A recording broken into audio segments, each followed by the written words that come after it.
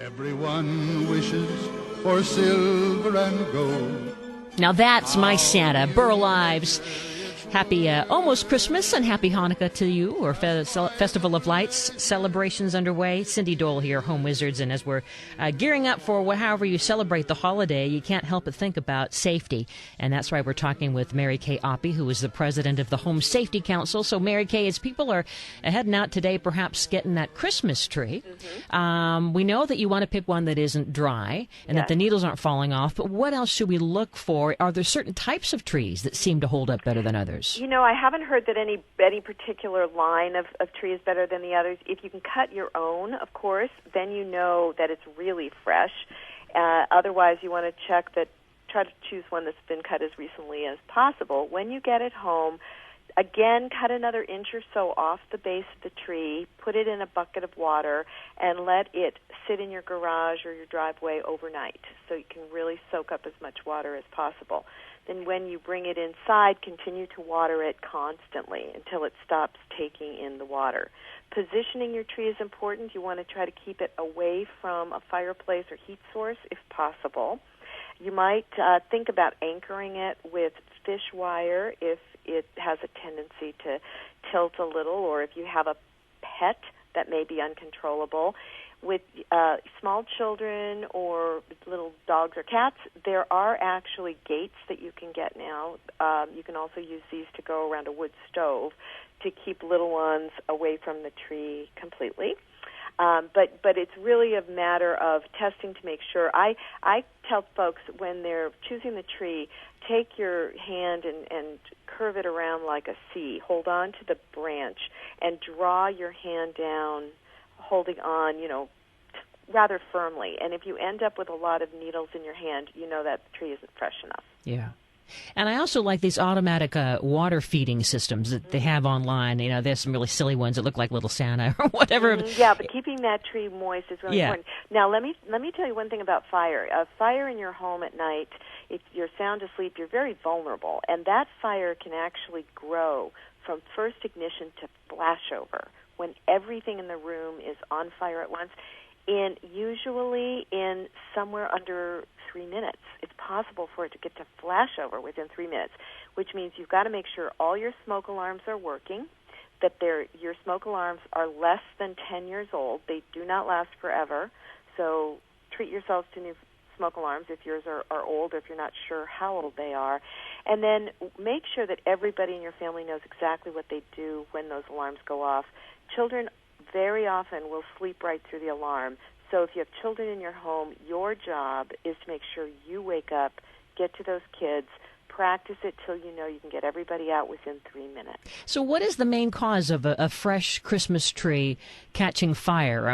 Is it, besides the fact that it's dried out? Well, drying will certainly help accelerate the fire, but it means, too, that it has a heat source. So maybe your lights are defective. That's one of the reasons that we ask that people inspect every single light on the strand before you put it on the tree. If there's any sign of that light strand cracking, fraying, it smells funny or smokes when you plug it in, absolutely throw those away and get new ones. One of the things I learned was that you're looking on the lighting box for the Underwriters Laboratory label, UL, and just know that UL, when they test and list lights, it's only for temporary lighting, only for about 90 days of use.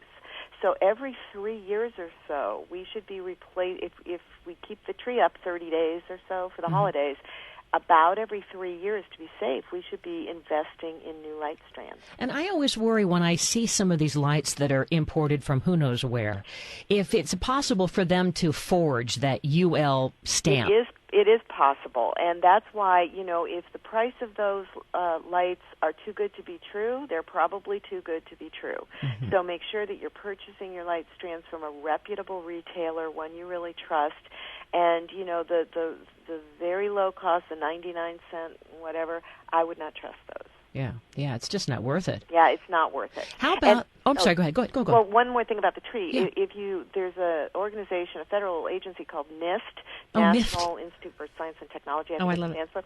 They do tests, and you can go online and look for a Christmas tree fire. NIST as actual research. That fire, because it has a big tree involved went to flash over in the room in 30 seconds.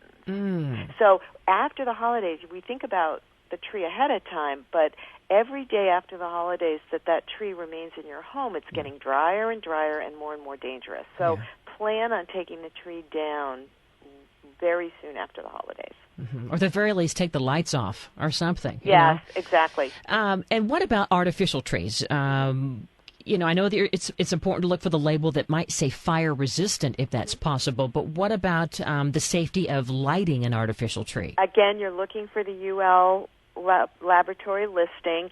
They tend to be, the artificial trees tend to be a bit safer because often they are treated for flame retardancy. And so that gives you extra protection there. Can fresh trees ever have that treatment or no? I've never heard of them having. Somebody out there may know, but I've not heard of that. Okay.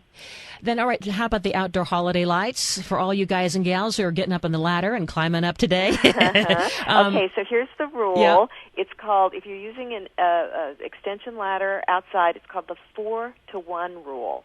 You make sure that everything in that ladder is in place, all the locks are in place, you're in good shape. No holiday cheer before you get up on a ladder. Your footwear is sturdy and has slip-resistant rubber soles, and that you, when you're thinking about getting up on the ladder, you keep your body within the frame. It's often people get in trouble because they're leaning over a little bit too much, they lose balance, or they're trying to carry something heavy in the hand. So stay firmly within the frame of the ladder, and on an extension ladder, you never want to go above the 4th rung from the top.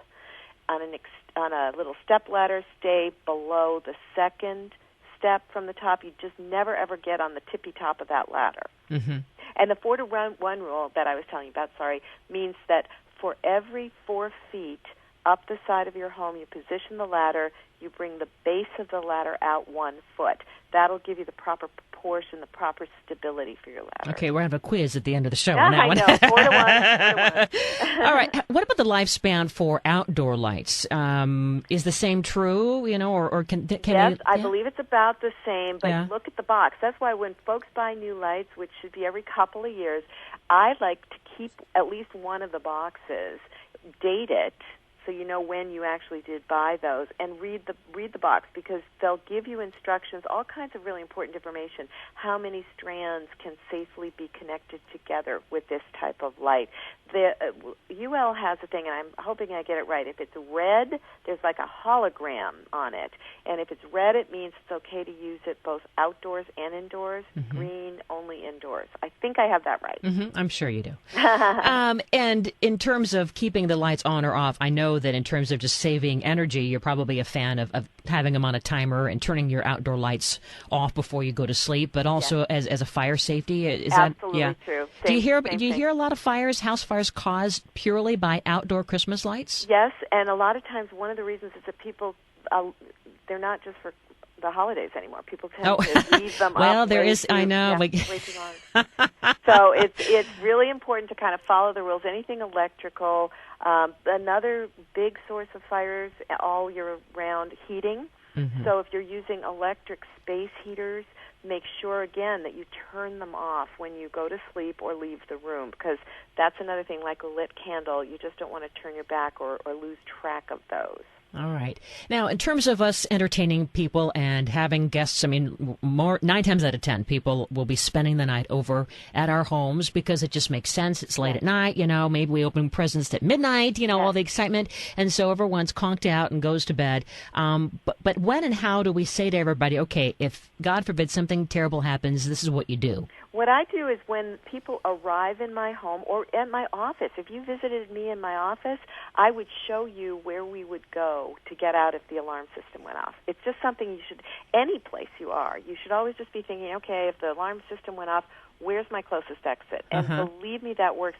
The World Trade Center fire, they did a study and found out that the people who made it out safely tended to have learned where their exits were. I dated a guy who was in fire safety, and whenever we'd go into a restaurant, that's the first thing he'd look up at, we have sprinklers here and there. And I'm like, wow, this is exciting. I'm looking, this is really hot. Yes, and also now if you're building a home, just know you can put those fire sprinklers inside your home. To me, I'm a big fan of fire sprinklers. But yeah, you just always want to be aware of that, and it shouldn't be scary. You're not scaring people. You're just welcoming them into your home and saying, here are our smoke alarms. We've tested them recently. This is what they sound like.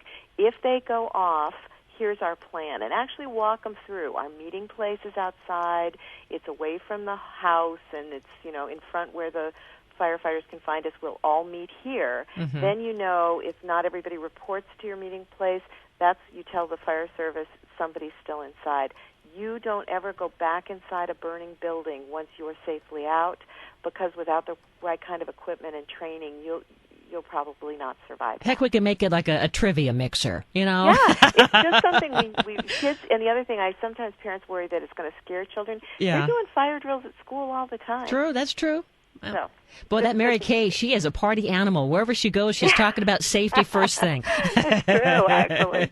Well, anyway, we want to tell everyone where you can get all kinds of great safety tips. In fact, I love how you can hover over the house at Home Safety Council. MySafeHome.org. Yeah, tell me about the house. MySafeHome.org is a virtual home on our website, homesafetycouncil.org, right on the homepage.